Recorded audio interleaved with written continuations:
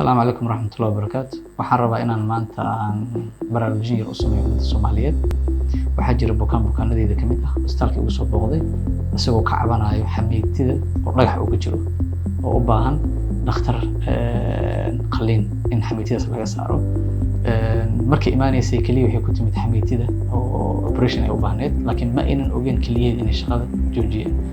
waa maamo qabta sokor iyo dhiig kar muddo oo waqti dheer ah dawooyinka qaadan jirtay laakiin aan control ahayn sokorteeda iyo dhiig karkeeda. kuwaas ayaa waxay ku sababeen inay kaliya shaqada joojiyaan laakiin ayada ma aynan ka warqabin kaliya inay shaqada joojiyeen. marxaladii ku imaatay waxay ahayd marxalad ayada oo aad u xanuunsan barar badan leh laba iyo matag fara badan aad uga cabanayso qandho badan leh. muddo kadib waxaan u bilaabay kaliya dhaqis markay timaaday kadib markaan u sharaxay inaysan kaliyaheeda shaqaynaynin taasoo nagu qaadatay waqti yar inaan kaliya dhaqista u sameeyo si aan ugu fasaxo in qalliin uu dhakhtarka u sameeyo oo xamiitida looga saaro maadaama dhagaxan ay ugu jirta.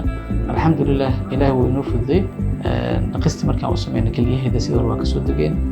marka dhibaatooyinka ay leeyihiin bukaanka markii ay kaliyihiisa fadhiistaan in loo sameeyo operation way adag tahay sababtoo dawada socdinta ah bukaanka haddii la siiyo dhib waaye bukaanka marka kaliyihiisa ay fadhiistaan.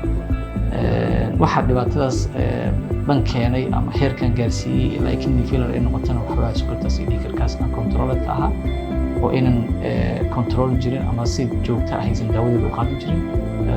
waxaan ummadda aan rabaa inaan kala dardaarmo in dawada sokorta iyo dhiig karka ay qaataan waxyaabaha sokorta iyo dhiig karka u daranna ay iska ilaaliyaan dhakhtarkooda si joogta ah in xiriir ula sameeyaan ay la socdaan xaaladda caafimaad ee keliyahooda ay ogaadaan in keliyahooda dhaawac soo gaaray in kale.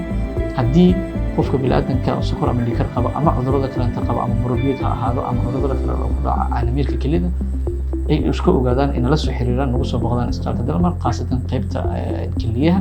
insha Allah tacaala adeeg fiican ayaan ugu qaban doonaa waanan keergarayn doonaa sida ugu fiican oo u daaweyn doonaa insha Allah tacaala. assalaamu calaykum waraxmatullaahi wabarakaatuh. Dalmar Specialty and Teaching Hospital.